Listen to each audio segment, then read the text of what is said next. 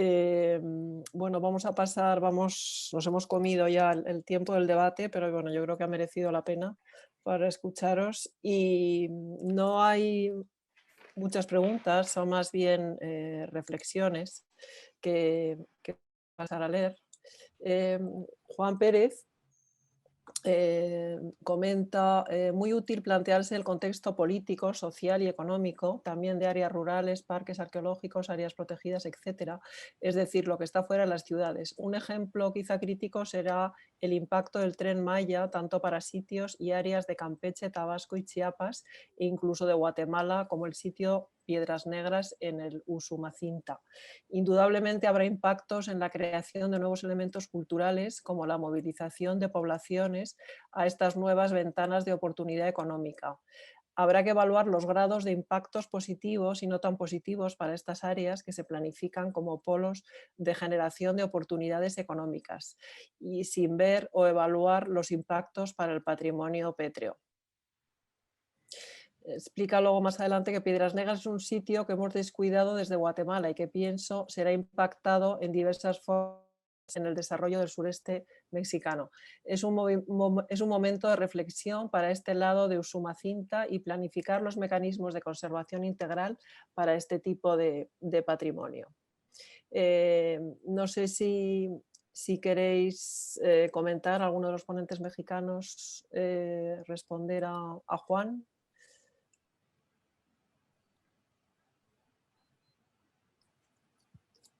Juan Manuel, Valeria quizá. Es sobre... Valeria, ¿me escuchas? No, no debe escucharnos, ¿no? Sí, no sé si Valeria... lo que pasa es que todo esto del Tren Maya y demás es más como Su área de trabajo. su área, pero creo que Perdón, no la... aquí estoy. Ay, Sí, sí escuchaba, pero tenía problemas con el Ok. mouse. con el... Creo que te ganaste la rifa del tigre porque, bueno, un No, poco qué sucede con el Tren Maya y estas cosas. bueno, pues efectivamente el tren Maya es una obra, un proyecto muy importante de infraestructura en el sureste del país. Va a cruzar 3 estados de la República Mexicana, 3 regiones y ricas de patrimonio, por supuesto el arqueológico, que además no todo está explorado, por lo que también pues habrá un acompañamiento muy cercano del INA, del área de arqueología de este instituto, pues para justamente ir protegiendo, salvaguardando, inclusive rescatando cierto material que pueda ir encontrándose en el paso, ¿no? de este tren. También, bueno, hay que decir que muchas de las vías del tren ya existen y, bueno, pues también se van a aprovechar, ¿no? Algunos de estos tramos para, bueno, pues que no, o sea, no entrar en zonas no exploradas, pero bueno, lo cierto es que sí es un trabajo, pues un gran reto que tiene México en su totalidad, pero sobre todo el INA, para pues poder proteger, estudiar y poner en valor pues todo este patrimonio que surgirá y que está surgiendo a lo largo de este trayecto. En particular el área en donde yo estoy, que es la Coordinación Nacional de Monumentos Históricos, pues también hemos estado haciendo un análisis del patrimonio histórico, sobre todo el edificado que está en el trazo. Pues hemos registrado más de 4,000 monumentos históricos en este trazo, es decir, en lo que se llama el área de influencia, ¿no? del trazo, que es a 15 kilómetros de cada lado, y ya de forma cercana lo que estamos llamando el área de maniobra del tren, hemos localizado alrededor de 300 monumentos históricos, y bueno, pues es justamente lo que estamos monitoreando con este gran proyecto del Tren Maya, ¿no? Que bueno, pues también creemos que puede ser una oportunidad para rescatar patrimonio, para conocer pues también distintos bienes ocultos en esta zona y bueno, pues estamos haciéndolo de manera coordinada entre distintas instancias del Gobierno de México. Bueno, muchísimas gracias, Valeria. Bueno, hay bastantes agradecimientos y enhorabuenas para todos los ponentes y, bueno, comentan el interés de la tarde y de las conferencias. Hay una pregunta para Cristina Escudero de Norma Peña, que pregunta qué capacitación se le da a las instituciones que atienden los siniestros, por ejemplo, los bomberos que auxiliaron a bajar y desmontar elementos del retablo, que observamos en una foto de su presentación. Sí, un segundo que me bajo el volumen porque lo tengo aquí a tope. A ver, nosotros llevamos trabajando desde el 2016 con los cuerpos de bomberos de la comunidad a través de cursos de formación donde se les enseña a manipular correctamente. Luego, en estas intervenciones que habéis visto en la presentación, este equipo que veis vestido de rojo son equipos USA. Un equipo USAR es un equipo certificado por la UNESCO para hacer búsqueda y rescate urbano. Pero en el caso de esta unidad militar de emergencias que tenemos en España, también se ha trabajado con ellos desde el Plan Nacional, donde están como parte, precisamente para ir acotando toda esta formación. Y, por ejemplo, esta unidad todos los años organiza un gran simulacro a nivel nacional donde participan más de 3.500 personas, tiene muchos niveles y siempre se planifican también ejercicios de patrimonio precisamente para la puesta en común de protocolos, poder funcionar con el mismo lenguaje y sobre todo en temas de coordinación. Y en el caso del retablo, cuando están bajando las esculturas, siempre están bajo la dirección de un restaurador. Y en este caso nos trajimos al mejor experto que tenemos en retablos de la comunidad. Como anécdota, comentarte que en el remate de este retablo había un Cristo crucificado que seguramente tuvo problemas en el pasado derivados de una gotera y toda la zona del pecho estaba levantada. Nos planteamos el realizar un pequeño empapelado de protección, pero íbamos tan seguro con la formación que habían recibido este equipo de militares que lo bajamos con mucho cuidado y no se cayó ni una escama. Por eso es que es un poco lo que he intentado transmitiros. O sea, desde el patrimonio no se puede hacer nada dentro del tema de las emergencias, porque siempre vamos a estar bajo el mandato de la protección civil.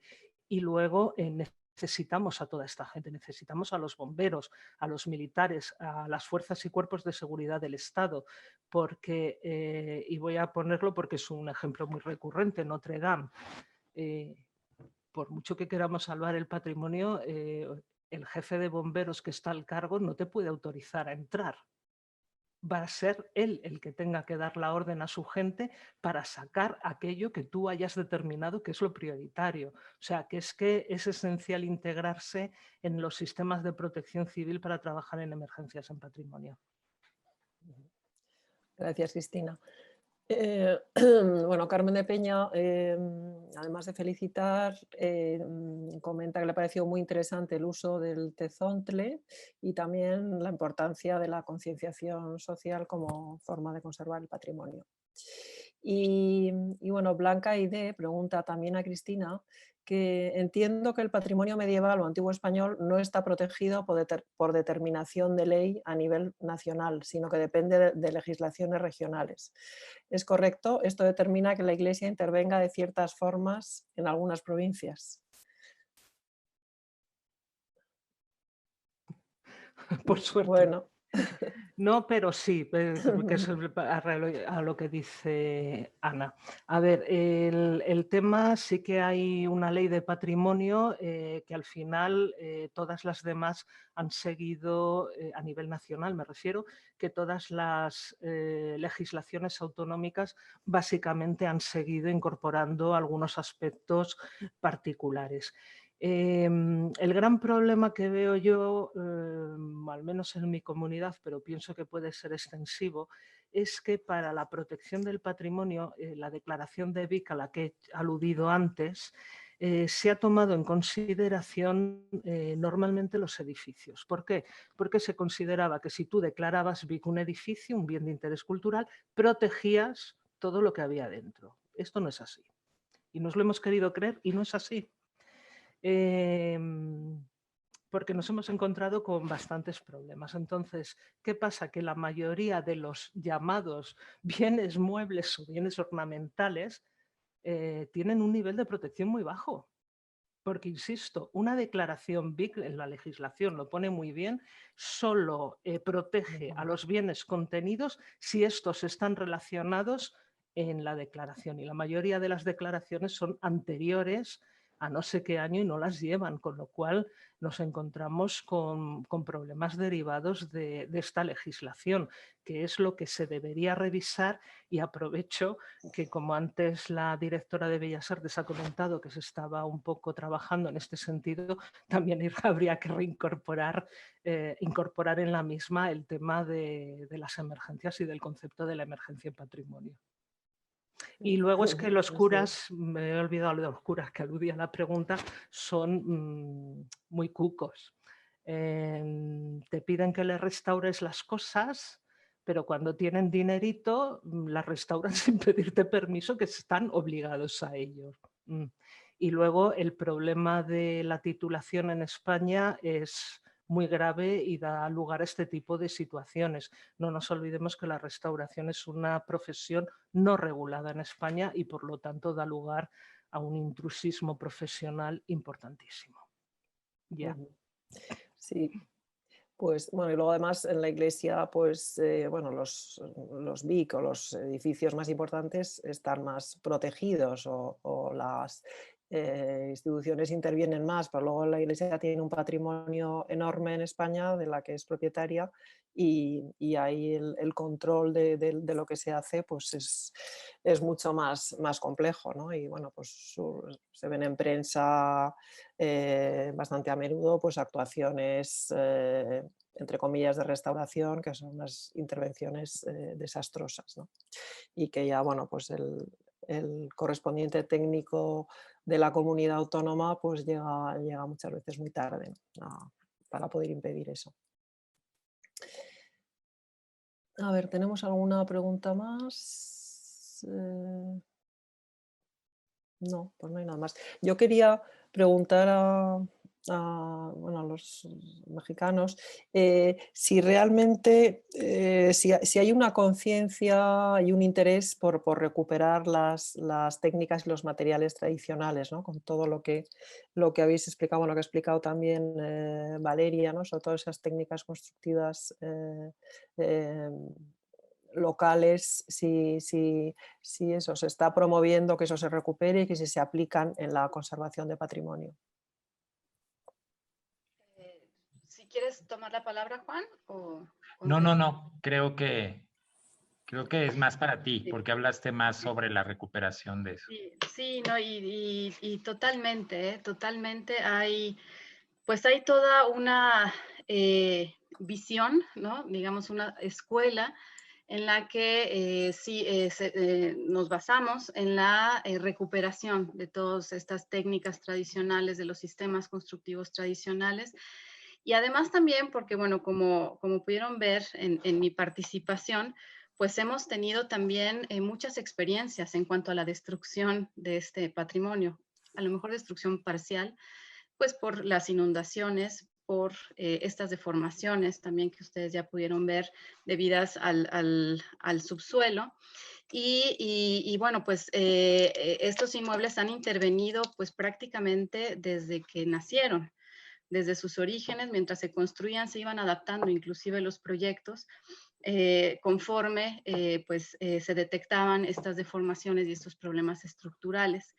Y lo que nos ha dejado la experiencia es que al introducir otro tipo de elementos más rígidos de lo que es la propia estructura flexible de las mamposterías, pues inmediatamente le estamos induciendo un daño cuando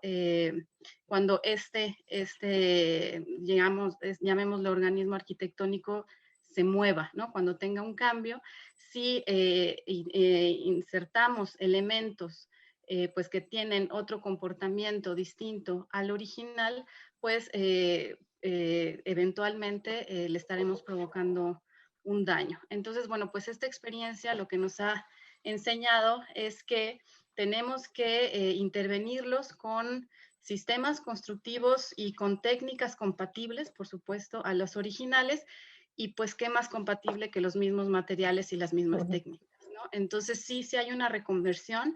No puedo decir que es absoluta y que todos participamos, ¿no?, de esta misma idea, porque bueno, seguimos viendo proyectos en donde se introducen pues elementos ajenos, pero bueno, la tendencia es hacia allá, ¿no? Entonces, por supuesto, la intención será pues recuperar todo este conocimiento y llevarlo también a la práctica en la restauración.